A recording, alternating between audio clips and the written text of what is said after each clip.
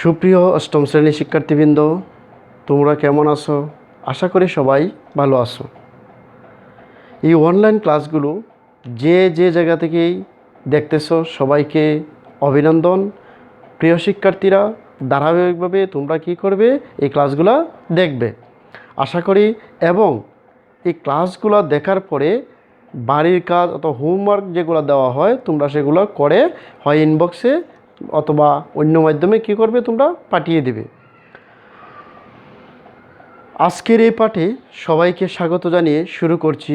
আমি ইস্তেহাদুল ইসলাম, সহকারী শিক্ষক গণিত, চন্নারসর এসএসডিপি মডেল উচ্চ বিদ্যালয়, দিরাই, সুনামগঞ্জ। আমরা আমাদের বাসা বাড়িতে বিভিন্ন ধরনের জিনিসপত্র ব্যবহার করে থাকি, যেমন ফ্যান, টিভি, বাল্ব।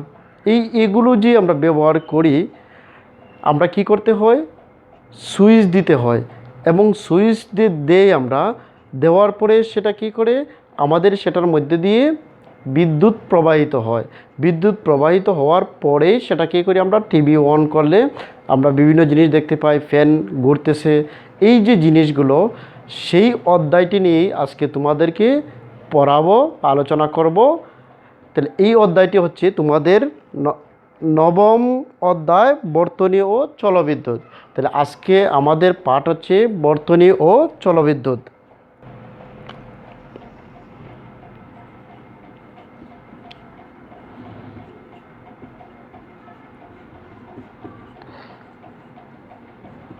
তাহলে বর্তনী ও চলবিদ্যুৎ। তাহলে এখানে দুইটা জিনিস দেখো দেওয়া আছে, একটা হচ্ছে বর্তনী আর একটা হচ্ছে বিদ্যুৎ, যেটা চলমান অবস্থায় থাকে। তাহলে এই বিদ্যুৎ জিনিসটা আমরা যদি বুঝতে যাই, প্রথমে আমরা একটা জিনিস দেখতে হবে। দেখো, আমি যদি একটা উচ্চ বিভব বিশিষ্ট বস্তু নেই, কি বস্তু? উচ্চ বিভব। আরেকটা যদি আমি নিম্ন বিভব,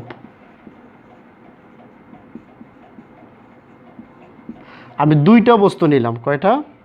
দুইটা বস্তু। এই একটা বস্তু, এই একটা বস্তু, যেটার মধ্যে উচ্চ বিভব সম্পন্ন, আর এটা হচ্ছে নিম্ন বিভব, যেটাকে আমরা ইংলিশে যদি বলি হাই ভোল্টেজ,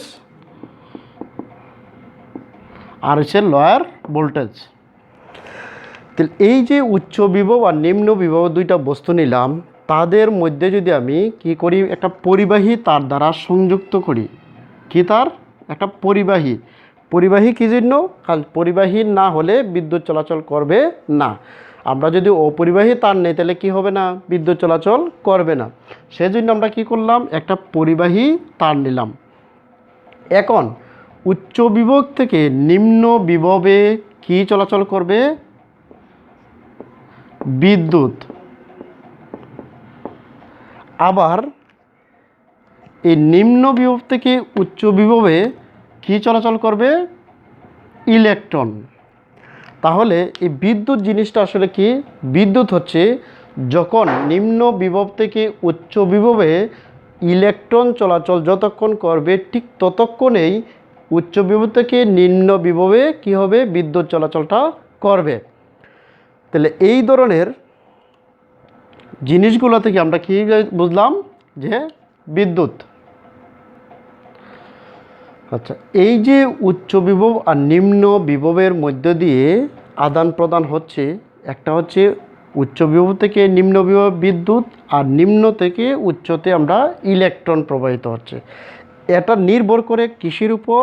এই যে আমার পরিবাহী তারের উপর। তাহলে পরিবাহী তারটার উপরেই নির্ভর করছে আমার বিদ্যুৎ প্রবাহটা কি কতটুকু হবে। তাহলে এখন পরিবাহী তারটা মনে করো আমি একটা কলম নিলাম। তাহলে এখানে পরিবাহী তার একটা প্রস্থচ্ছেদের ক্ষেত্রফল। তাহলে প্রস্থচ্ছেদ কোনটা? আমি যখন এটাকে কি কাটবো, তখন সেটা কি একটা গোলাকার একটা অংশ পাবো। মনে করো কলমের জন্য আমার গোলাকৃতি এইটা। এখন যদি আমি এটাকে এভাবে কাটি, তাহলে এইটার গোলাকৃতি অংশটা কতটুকু হবে? এতটুকু। তাহলে দেখো তো, দুইটার প্রস্থচ্ছেদটা কি আছে? পার্থক্য আছে। এটার জন্য দেখো আমার প্রস্থচ্ছেদটা কি বেশি, আর এটার প্রস্থচ্ছেদটার ক্ষেত্রফলটা কম। তাহলে এই প্রস্থচ্ছেদের ক্ষেত্রফলের উপরেই নির্ভর করছে আমার বিদ্যুৎ প্রবাহটা কতটুকু হবে।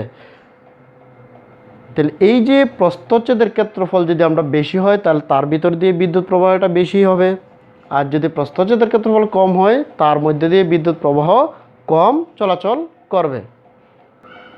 তাহলে আমরা এই তড়িৎ প্রবাহের সংজ্ঞাটা কী বলতে পারি, যে কোনো পরিবাহীর, সেটা কি বলতে পারি, কোনো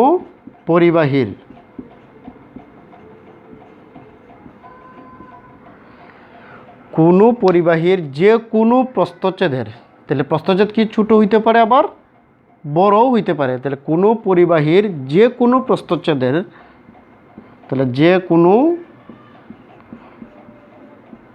প্রস্থচ্ছেদের মধ্য দিয়ে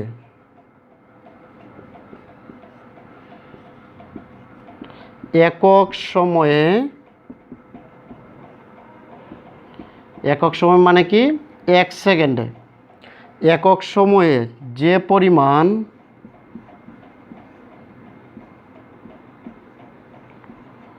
বিদ্যুৎ প্রবাহিত হয়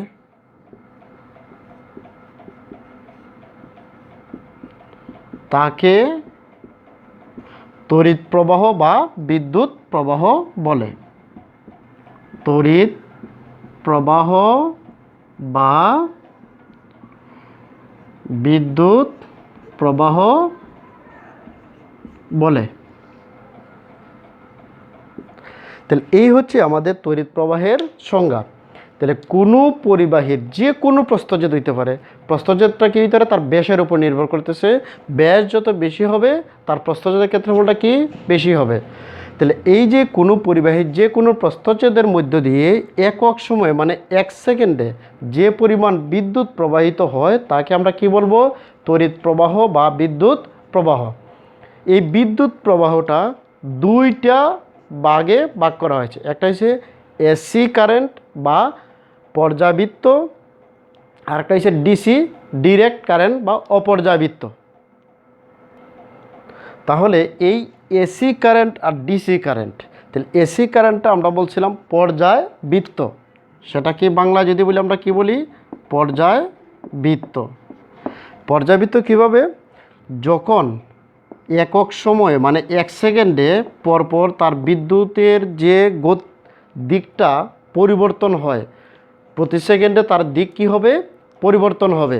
তো এই যে যদি দিক পরিবর্তন হয় সময়ের সাথে, মনে করো এইদিকে আমি যদি সময় হিসাবে চিহ্নিত করি, এদিকে যদি আমার বিদ্যুৎটা পরিবহন হচ্ছে, এই যে এটা হচ্ছে ডিসি কারেন্ট, মানে একদম কোনো পরিবর্তন নাই, দিক কি কোনো পরিবর্তন নাই।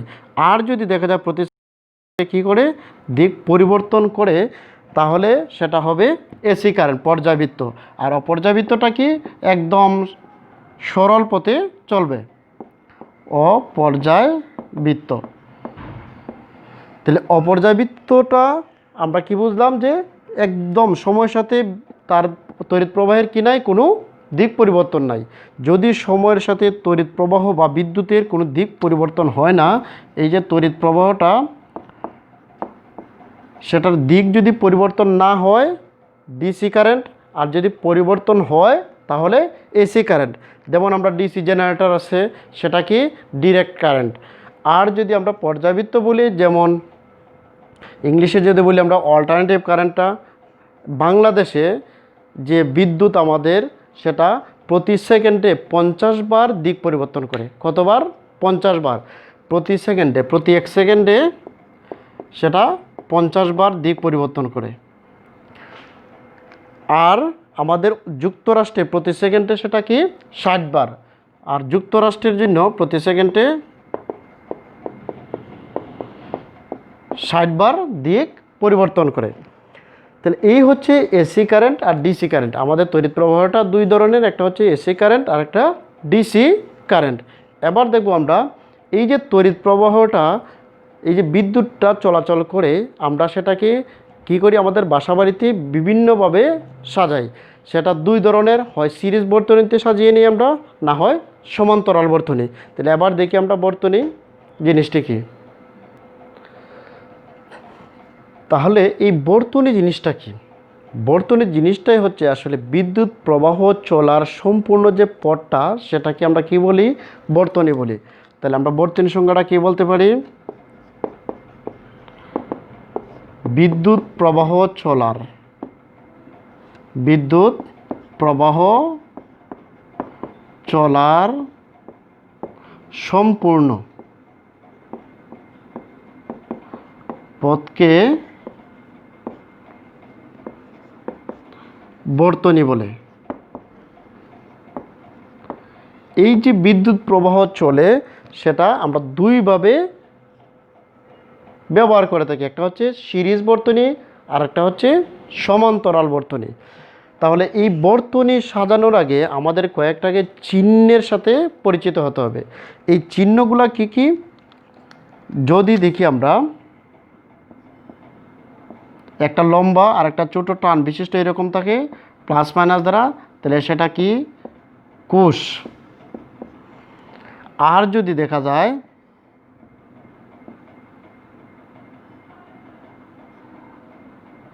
এই ধরনের, তাহলে অনেকগুলো কোষ নিয়ে কি তৈরি হয়? একটা ব্যাটারি তৈরি হয়। আর কি আছে আমাদের? রোধ আছে, যেটাকে বলি আমরা রোধ। আর কি আছে আমাদের? বাল্ব। যদি এরকম চিহ্ন থাকে সেটা কি বলি আমরা? বাল্ব। আর কি থাকতে পারে আমাদের? অ্যামিটার আর ভোল্টমিটার। তো এই যে জিনিসগুলো দেওয়া আছে। আর একটা কি আছে আমাদের? সুইচ। যদি দেখি আমরা এই ধরনের জিনিস, তাহলে সুইচ দুইভাবে চিহ্নিত করা হয়, এরকম দ্বারাও অনেক সময় হয়ে থাকে। সেটা কি? সুইচ।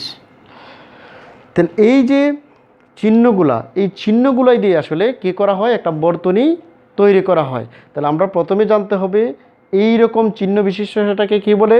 কোষ বলে। আর এই রকম চিহ্ন বিশিষ্ট সেটা কি? একটা সুইচ। আর অনেকগুলো কোষ দ্বারা কি তৈরি হয়? একটা ব্যাটারি তৈরি হয়। তারপর রোধ আছে, রোধটা কি? বিদ্যুৎ প্রবাহে সেটা কি করে? বাধা প্রদান করবে। যখন বিদ্যুৎ প্রবাহে বাধা প্রদান সৃষ্টিকারী, এটাই হচ্ছে রোধ। আর এরকম চিহ্ন থাকলে আমরা কি বলবো? সেটা বাল্ব। আর অ্যামিটারটা কি? বিদ্যুৎ চলাচল করছে কি না সেটা জানার জন্য আমরা কি করি? অ্যামিটার ব্যবহার করি। আর ভোল্টমিটার কী জন্য ব্যবহার করি? দুইটা বস্তুর বিভব পার্থক্য জানার জন্য আমরা কি করি? এই ভোল্টমিটারটা ব্যবহার করি। তাহলে এই সিরিজ বর্তনীটা আমরা যদি কোনো বিয়ের অনুষ্ঠান অথবা বিভিন্ন ধরনের অনুষ্ঠান আমরা কি দেখতে পাই? বিভিন্ন ধরনের বাতি দেখতে পাই, যেটা কি আসলে সিরিজ বর্তনীতে সাজানো। মানে হচ্ছে একটা সুইচ দিলে আমরা কি সব কয়টা বাতিকে টিপ টিপ করে জ্বলতেছে। তাহলে এই যে বর্তনীটা সাজানো হলো সেটা কি ধরনের বর্তনী? এক প্রকার সিরিজ বর্তনী। তাহলে আমরা যদি এই জিনিসগুলো নিয়ে সিরিজ বর্তনী সাজাই, মনে করো তোমাকে বললাম 3টা বাল্ব দিয়ে তুমি কি করো? সিরিজ বর্তনী সাজাও। তখন তুমি কি করবে? প্রথমেই একটি ব্যাটারি যোগ করবে,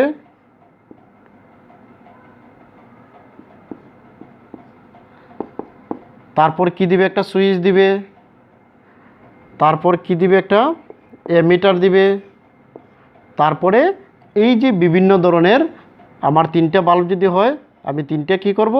রোধ।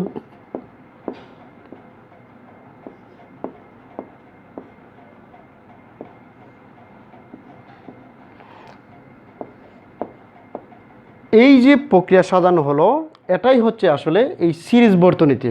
সিরিজ বর্তনী পর যদি আমি বাল্বগুলা বসিয়ে দেই অথবা আমি ফ্যান লাইট এগুলা বসিয়ে দেই, তাহলে এইভাবে যে অনুভূমিকভাবে যদি সাজানো থাকে, তাহলে এই ধরনের জিনিসগুলোরে কী বলি আমরা? সিরিজ বর্তনী। তাহলে সিরিজ বর্তনীর ব্যবহারের ক্ষেত্রে আমাদের অসুবিধাটা কি? অসুবিধা হচ্ছে যদি আমার কোনো ক্রমে আমার এই R1 বাল্বটি নষ্ট হয়ে যায় বা R1 রোডটি নষ্ট হয়ে যায়, তাহলে আমার কি হবে? এগুলো যদি ভালো থাকে তারপরেও জ্বলবে না, কারণ সংযোগটা কি হয়ে যায়? বিচ্ছিন্ন হয়ে যাবে। তাহলে এই ধরনের সিরিজ বর্তনী যদি আমরা বাসাবাড়িতে ব্যবহার করি, তাহলে আমাদের কি সবচেয়ে বেশি অসুবিধা হবে, ব্যয়বহুল হবে। কারণ আমার একটা জিনিস নষ্ট হলে সম্পূর্ণটা কি করা লাগে? বর্তনীটা পরিবর্তন করা লাগবে। তাহলে এবার দেখি আমরা সমান্তরাল বর্তনী।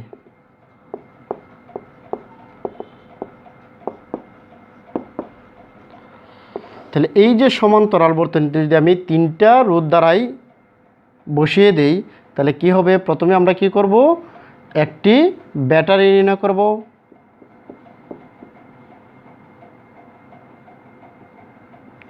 তারপর একটি সুইচ দিব, মনে করে কি আমি মিটার সংযুক্ত করলাম, আর এখানে হচ্ছে আমার রোধ দিলাম, এইখানেও আমি রোধ দিলাম, এখানেও রোধ দিলাম। তাহলে এই যে এটা হচ্ছে R1, এটা আমার R2, এটা আমি R3 হিসেবে। এখন দেখো, তাহলে এই যে আমি একটা বর্তনী সাজিলাম, তাহলে এই বর্তনীটা কী ধরনের বর্তনী, সমান্তরাল। কেন সমান্তরাল, দেখো আমি কি করছি না, এখন পরপর সাজাই নাই, আমি কি করছি ভার্টিক্যালি মানে উপরে উপরে এরকম সাজিয়ে রাখছি। এখন দেখো আমার যদি কোনো ক্রমে আমার R1 নষ্ট হয়ে যায়, তারপরে কি হবে, আমার এই দুইটা ঠিক থাকবে, এই দুইটা জ্বলে উঠবে। কী জন্য, কারণ এটার সাথে নষ্ট হলে আমার এটি কোনো ক্ষতি হবে না। আলাদা আলাদা সুইচ দ্বারা সেটা কী করা হলো, নির্ণয় করা হলো। এই জন্য কী হবে না, আমার একটা নষ্ট হলে বাকিগুলোও নষ্ট হবে না, আর আমার এটা পরিবর্তন করলে আবার এটা ঠিক হয়ে যাবে। তাহলে এই ধরনের যে দুই আমি বর্তনী সাজাই সেটাকে কি হবে, সমান্তরাল বর্তনী। বিশেষ করে আমাদের বাসা বাড়িতে যেগুলো আমরা সাজিয়ে নেই সেটা হচ্ছে সমান্তরাল বর্তনী। এখন তোমাদের একটা প্রশ্ন থাকতে পারে যে আমরা বাসা বাড়িতে কোন বর্তনী ব্যবহার করি এবং কেন ব্যবহার করি। তাহলে বাসা বাড়িতে আমরা এই জন্যই সমান্তরাল ব্যবহার করি কারণ আমাদের আলাদা আলাদা কী লাগে, টিভির জন্য একটা সুইচ লাগে, ফ্রিজের জন্য, ফ্যানের জন্য, বাল্বের জন্য আমার কি করা লাগে, আলাদা আলাদা সুইচ ব্যবহার করা লাগে। এই জন্য আমরা কি করি, এই বাসা বাড়িতে সমান্তরালটাই ব্যবহার করি। যদি সমান্তরাল ব্যবহার না করি তাহলে অসুবিধাটা কি, অসুবিধা হচ্ছে এখন মনে করো তোমার দরকার শুধু ফ্যানের বাতাস খাওয়া, লাইট জ্বালানোর দরকার নেই। তাহলে কি হবে, যদি আমি সিরিজ বর্তনীতে সাজাই তাহলে আমার কি হবে, একটা সুইচ দিলে আমার ফ্যানও জ্বলবে, লাইটেও জ্বলবে, টিভিও জ্বলবে, ফ্রিজও জ্বলবে। তাহলে আমার কি হয়ে যাবে, বিদ্যুৎটা অপচয় হবে, আমার যেটা প্রয়োজন নাই সেটাও কি হইতেছে, জ্বলতেছে। তাহলে সেটা কি হয়ে যাবে, আমার এক প্রকার অপচয় হয়ে যাবে বিদ্যুৎ। তাহলে বিদ্যুৎ সাশ্রয় এবং অপচয় কমানোর জন্য আমরা কি করি, সমান্তরাল রোধ বর্তনীটা ব্যবহার করি। তাহলে আমরা এখানে 3টা শব্দ আমরা নতুন পেলাম, সেটা হচ্ছে বিদ্যুৎ প্রবাহ, আদান আর রোধ। তাহলে বিদ্যুৎ প্রবাহকে আই দ্বারা প্রকাশ করা হয়, কি অক্ষর দ্বারা, আই অক্ষর দ্বারা প্রকাশ করা হয়, যেটার একক হচ্ছে অ্যাম্পিয়ার, এ দ্বারা প্রকাশ করা হয়। আর আদানের একক হচ্ছে কুলম্ব, আর রোধের একক ওহম, আর যেটা চিহ্ন আসলে এইভাবে।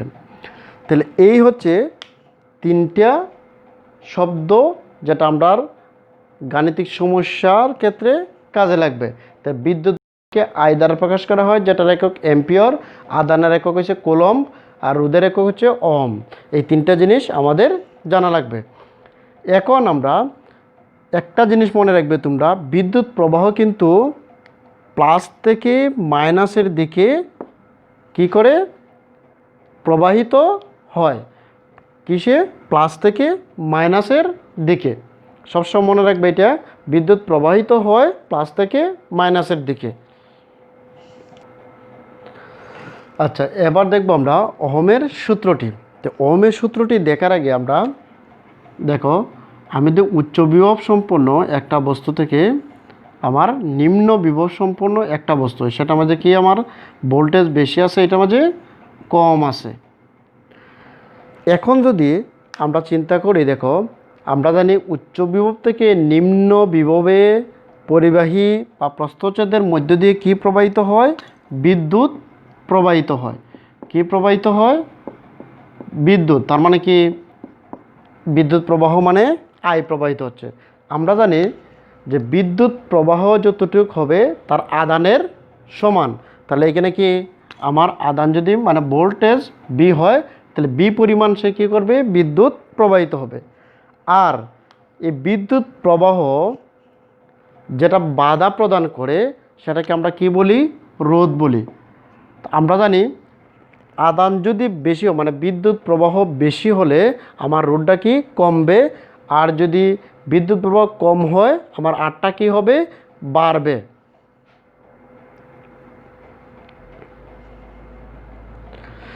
এখন দেখো এগুলোকে যদি আমি গাণিতিকভাবে একটু চিন্তা করি তাহলে কি লিখতে পারি আমরা? আমরা জানি বিদ্যুৎ প্রবাহটা কার সমানুপাতিক? আমার আদানের সমানুপাতিক। তাহলে আমরা বলতে পারি আই সমানুপাতিক ভি। আর বিদ্যুৎ প্রবাহের সাথে আর এর সম্পর্কটা কি? বিদ্যুৎ প্রবাহ বেশি হলে আমার রোধটা কি কমে যাবে, আবার বিদ্যুৎ প্রবাহ কম হলে রোধটা বেড়ে যাবে। তার মানে আমরা বলতে পারি আয়ের সাথে আমার আর এর সম্পর্ক কি? ব্যস্ত অনুপাতিক হারে, মানে 1/r আকারে। এখন এই দুইটাকে যদি আমি একসাথে লিখতে যাই তাহলে আমরা কি লিখব? I = V/R। তাহলে এটাই হচ্ছে আসলে এই ওহমের সূত্র বা ওহমের সূত্র। I = V/R, মানে বিদ্যুৎ প্রবাহ সমান ভোল্ট বাই রোধ। এখন যদি আমি এককে প্রকাশ করি, আমরা জানি বিদ্যুৎ প্রবাহের একক কি? অ্যাম্পিয়ার। আর ভোল্টের মানে আদান ভি, আর রোধের একক ওহম। তার মানে অ্যাম্পিয়ার = V ইনভার্স। এটা হচ্ছে আমার এককে প্রকাশ করা। তাহলে ওহমের সূত্রটা কি? আমরা প্রথমে দেখলাম যে বিদ্যুৎ প্রবাহ তার আদানের সমানুপাতিক, আর বিদ্যুৎ প্রবাহটা তার রোধের ব্যস্তানুপাতিক। আর একসাথে যখন বলি আমরা বলতে পারি I = V/R। এটাই হচ্ছে ওহমের সূত্রটি। তাহলে প্রিয় শিক্ষার্থীরা, পরবর্তী ধারাবাহিকতা রক্ষার জন্য পরবর্তী ক্লাসটি তোমরা নিশ্চয়ই দেখবে। সবাই ভালো থাকো, সুস্থ থাকো। আসসালামু আলাইকুম।